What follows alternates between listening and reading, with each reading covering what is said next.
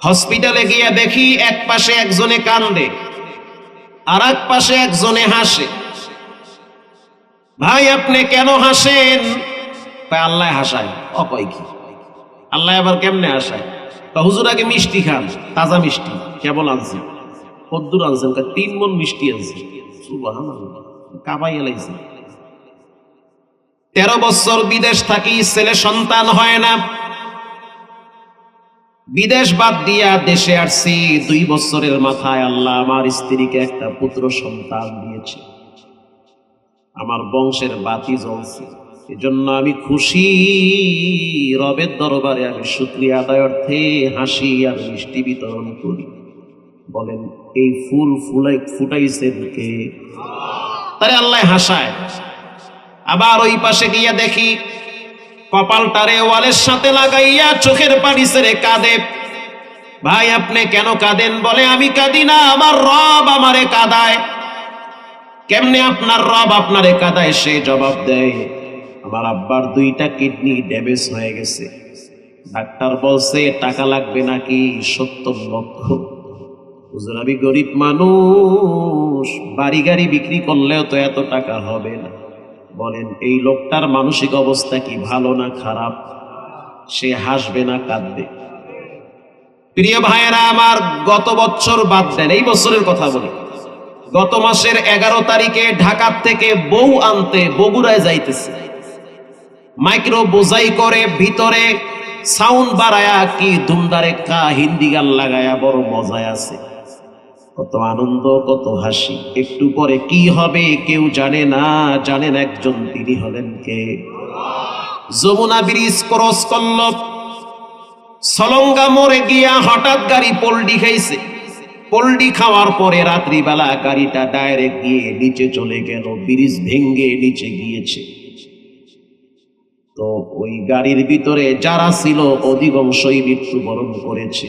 মুহূর্তের ভিতরে অন্ধকার চেহারাটারে আলো কি বলে সুন্দর চেহারাটারে অন্ধকার করে দিয়েছেন কে? গত বছর আপনারা দেখছেন পিরিজপুরে বরযাত্রী কত আনন্দ উল্লাসে মেতে উঠে বিবাহের অনুষ্ঠানে রওনা হয়েছে, আর মাইক্রো গাড়িটা ব্রিজ ভেঙ্গে পানিতে চলে গেল, ছোট্ট বাচ্চাগুলাও মারা গেল। আল্লাহুস সামাদ। আল্লাহ যখন যা মনে চায় তাই করতে পারে। পৃথিবীর কোন মানুষের বলার এখতিয়ার নাই, কারণ সুপ্রিম পাওয়ারফুল একজন যোগ্যতা রাখে, তিনি হলেন কে? যা ইচ্ছা তাই করে সে।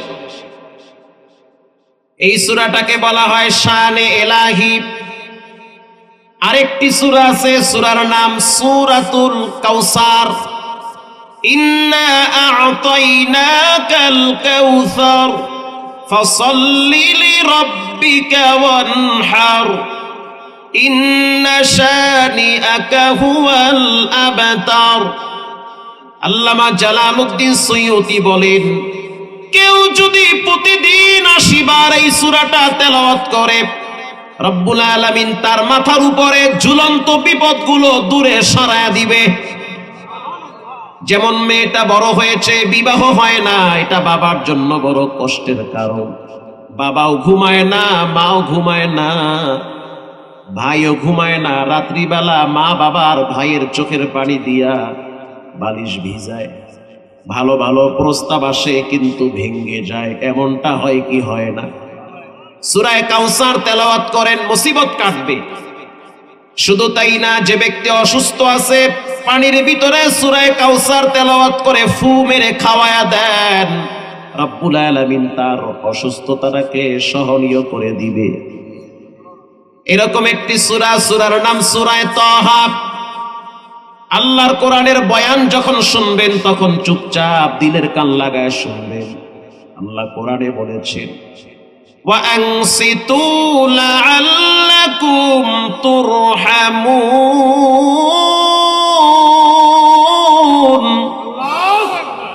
যখন তোমাদের সামনে কোরআনের বয়ান করা হবে চুপ থাকবে, দিলের কান লাগায় শুনবে, তোমাদের উপরে রহমত নাজিল করবে একজন, তিনি হলেন কে?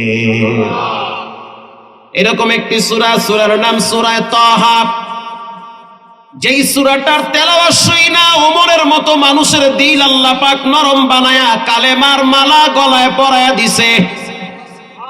হযরত ওমর রাদিয়াল্লাহু তাআলা আনহু আল্লাহর নবীর মাথা আনার জন্য যখন রওনা হয়েছে, তখন হযরত ওমর ছিল মক্কার শ্রেষ্ঠ ডাকাত, সবচেয়ে বড় সন্ত্রাস।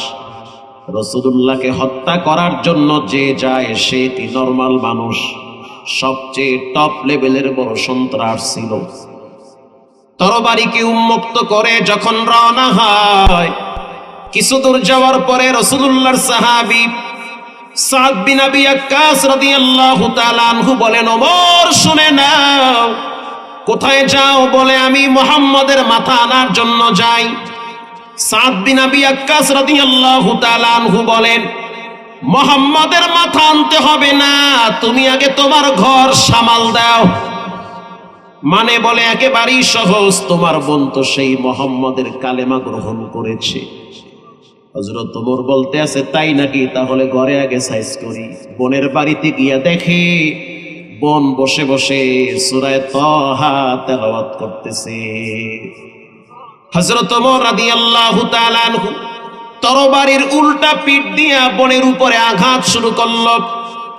বোনের রক্তগুলা যখন ছিটকে গিয়ে হযরত ওমরের চেহারায় পড়ল, তখন বোন বলতে আছে, ভাই আজকে যদি আব্বায় থাকতো, মা থাকতো, তাহলে এইভাবে তুমি আমার গায়ে আঘাত করতে পারতা না। তোমার রক্ত আমার রক্ত একই রক্ত, দুইজন একই মায়ের পেট থেকে দুনিয়াতে আসছি। তোমার নাম ছিল ওমায়ের, পরবর্তীতে তোমার নাম রাখা হয়েছে ওমর। বোনের রক্ত দেখার সাথে সাথে হযরত ওমরের দিলে একটু মায়া লাগছে। এত মারি, তারপরও তো দেখি জিহ্বা থেকে কালেমাটারে নষ্ট করতে পারো না। বারবার একই আওয়াজ দাও, লা মা'বুদা ইল্লাল্লাহ।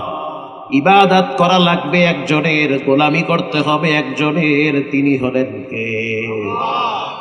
হযরত ওমর বলতে আছে, আমাকে একটু তেলাওয়াত করে শোনাও। বোন বলতে আছে, তাহারাত অর্জন করে আসো। হযরত ওমর গোসল করে ফ্রেশ হয়ে বসে বসে এবার বোনের কণ্ঠে তেলাওয়াত শুনে। তাহা মা আনজালনা আলাইকাল কুরআনা লিতাশকা। এই তেলাওয়াত যখন বারবার করতেছে, হযরত ওমরের চোখের পানি বায়া বায়া বায়া বায়া পড়তেছে। হযরত ওমর বলতেছে, এত চমৎকার পড়া তো আমি কোনোদিন শুনি নাই। দুনিয়ার আওয়াজ বারবার শুনলে বিরক্ত লাগে, কোরআনের আওয়াজ বারবার শুনলে দিলের ভিতরে শান্তি পাওয়া যায়। যারা রমজান মাসে মক্কায় গেছেন তারা বলতে পারবেন, 30 লক্ষ মানুষ মক্কা শরীফে দাঁড়ায় দাঁড়ায় আল্লাহর কোরআনের তেলাওয়াত শুনে রমজান মাসে একটু বিরক্ত লাগে না? 2.5 থেকে 3 ঘন্টা সময় লাগে। ছোট ছোট বাচ্চারাও 3 ঘন্টা দাঁড়ায় দাঁড়ায় কোরআন শুনে, মনে হয় যেন সবে মাত্র কোরআন নাজিল হইতেছে। আল্লাহর কোরআন হলো অমীয় বাণী, তাবারাকা বিল কুরআন ফাইন্না কালামুল্লাহি আখরাজা মিন। কোরআন হলো বরকতি কিতাব, এটার থেকে ফায়দা হাসিল করো। কি লাভ? এটা শারীরিক রোগের যেমন চিকিৎসা হয়, আত্মার রোগেরও তেমন চিকিৎসা হয়। ঢাকায় মিরপুরে আমার এক আপন মামাতো ভাই সেনাবাহিনীতে চাকরি করে। মামায়ও চাকরি করতো, রিটায়ার, ভাইটাও চাকরি করে, তো র্যাঙ্ক একটু বাড়ছে। তা আমি একবার গেলাম মিরপুরে, ফজরের টাইমে দেখলাম মসজিদে মেজর প্রথম কাতারে দাঁড়ায় নামাজ পড়ে। সাধারণত মেজর সাহেবরা ফজরের টাইমে আসে না মসজিদে, নামাজ পড়লেও ঘরে নামাজ পড়ে, তাকে সিকিউরিটি ব্যাপার আছে, আরো কিছু নিয়ম কানুন আছে। তো ইমাম সাহেব তাকে প্রশ্ন করলো, স্যার, খুব ভালো সম্পর্ক ইমাম সাহেবের সাথে, স্যার আপনি ফজরের টাইমে মসজিদে? বলে এমনি আহি না, ইসি ভাই বইরা আইসি। কথা কি বুঝেন? সিপাই বইরা আইসি।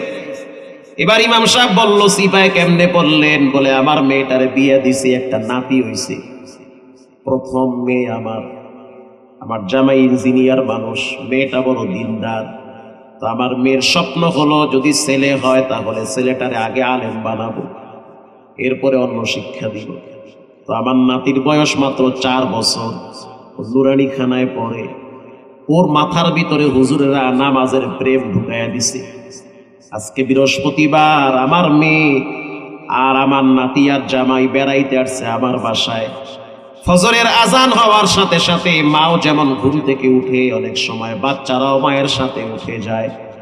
তো আমার নাতিটা উইঠা আমার রুমে আইসা দরজায় নক করে আর বলে, দাদা ও নানু, তুমি কি ফজরে মসজিদে যাবা না? তা আমি বললাম, তোমার নামাজ তুমি তোমার মায়ের সাথে পড়ো, আমার ডিস্টার্ব করো না। বেনামাজি নানুর ঘরে আমি থাকতে চাই না। তাই আমি ঘরে নামাজ পড়বো তো হবে না, মসজিদে যাওয়া লাগবে, নাইলে কিন্তু মায়ের কমু তুমি মসজিদে যাও। তুমি পুরুষ না, তুমি মসজিদে কেন যাবে না? হুজুরে কইছে না যে পুরুষ মানুষ ঘরে থাকলে, রসুল বলছে আগুন দিয়ে ধরায় দিতে মনে চায়, তো তুমি কেন ঘরে থাকবা, মসজিদে যাও। চিন্তা করলাম, নাতি যদি সকালবেলা মানুষের বলে যে বেনামাজি নানু, তো আমার ইজ্জতের গোড়ায় পানি থাকবে না। এজন্য সিপাই পইরা মসজিদে আসতে বাধ্য হয়েছি। বিশ্বাস করেন, এটা হলো কোরআনের ফসল। আল্লাহু আকবার বলেন। আমাদের কুয়াকাটায়, এটি বানান্য কথা না, এটি ফাইজলামি কথা না, আমাদের কুয়াকাটায় একজন নতুন এসপি হইছে। আগে ছিল একটু সিপার মধ্যে, এখন একটু র্যাঙ্ক বাড়ছে। এসপি হইছে, বিয়াও করছে। ফজরের টাইমে গিয়ে দেখি সে মসজিদের প্রথম কাতারে দাঁড়িয়ে আছে। প্রথম চিনতে পারি না। তা আমি বললাম, ভাই আপনি ফজরের টাইমে মসজিদে, এসপি মানুষ, ঘরে থাকবেন, পুলিশ পাহারা দেবে আপনার। ঠিকই কইছেন, আইতাম না, যে শীত ঘরেই পড়তাম, কিন্তু সিপাই বইটা আইছে। কেমনে পড়ছেন? আমার বউ হইছে মওলানা। বউ লাগে তো আর এসপি গিরি দেখান যায় না, ওখানে কি মাতবাড়ি চলে? আসতে বলবেন না, জোরে বলেন। বউ আমারে কইতে আছে, তুমি পুরুষ মানুষ, তুমি এমন কোন জমিদার হয়ে গেছো যে ফজরে মসজিদে যাওয়া যাইবে না? রাসূলুল্লাহ নিজে মসজিদে যাইতে, তুমি যাবা না কেন? হয় তুমি যাও, নাহলে কিন্তু আমি গেলাম। বইয়ের পেরায় বইরা মসজিদে আইতে বাধ্য। বিশ্বাস করেন, ঘরের ভিতরে একটা মানুষ যদি কোরআনের সাথে সম্পর্ক রাখে, পুরা ঘরটা কোরআনের নূরে আলোকিত হয়। সব যদি মোবাইল, কিরণমালা, জি বাংলার বিড়ি নিয়ে ব্যস্ত থাকে, তো ঘরটা তো এমনি জাহান্নাম হয়ে যায়। আসতে বলবেন না, জোরে বলেন। দুই একটারে কোরআন টোরান শিখাইয়েন, আল্লাহর কোরআন পড়াইয়েন, হাদিস পড়াইয়েন, দুই একটারে লাইনে আইন, নাহলে পুরা ফ্যামিলি যদি আউলা জাউলা হয়, তো জীবন তো তেজ পেতা। প্রিয় ভাইয়েরা আমার, সূরা তাহার ভিতরে রব্বুল আলামিন বলেন, মিনহা খালাকনাকুম, আমি মানুষকে সৃষ্টি করেছি মাটির দ্বারা, ওয়া ফিহা নুঈদুকুম ওয়া মিনহা নুখরিজুকুম তারাতান উখরা। রব্বুল আলামিন বলেন, মাটির মানুষ সাবধান, একদিন আবার মাটির নিচে চলে আসতে হবে। মাটির মানুষ হয়ে কখনোই আগুনের মতো ব্যবহার করতে পারে না। মাটির মানুষের চরিত্র হবে নরম নরম কথা বলবে। মাটির মানুষ কখনোই গরম হতে পারে না। গরম যদি হতে হয়, আল্লাহর দুশমন যারা, তাদের সামনে গরম হতে হবে। যারা এই জমিনকে কোরআন থেকে, এই জমিন থেকে কোরআন মিটিয়ে দিতে চায়, যারা আল্লাহর নবীর বিরুদ্ধে দুশমনী করে, আল্লাহর নবীর সুন্নাহ নিয়ে যারা ব্যঙ্গ করে, নেতার বিরুদ্ধে কিছু বললে কলজায় যদি ঠাডা পড়ে, নেত্রীর বিরুদ্ধে কিছু বললে যদি চান্দি গরম হয়, তাহলে যখন চোখের সামনে ইসলাম নিয়ে কেউ খারাপ কথা বলে, তখন কেন আপনার মেজাজ গরম হয় না? আপনার রক্ত তখন কেন ঠান্ডা থাকে? স্পষ্ট ভাষায় বলতে চাই, একজন মুসলমান হিসাবে মুনাফিক হতে চাই না। এই দেশ অনেকভাবে শাসন হয়েছে, প্রকৃত শাসন হয় নাই, শোষণ হয়েছে, জুলুম হয়েছে। আরো জোরে বলেন। এবার সব দেখা হয়ে গেছে, এবার আমরা কোরআনের বাংলাদেশ দেখতে চাই। কথা আসতে বলবেন না, ঠিক না ব্যাঠিক? যারা বলবে কোরআনের পক্ষে আছি, ইসলামের পক্ষে আছি, আমরাও তাদের পক্ষে থাকতে চাই।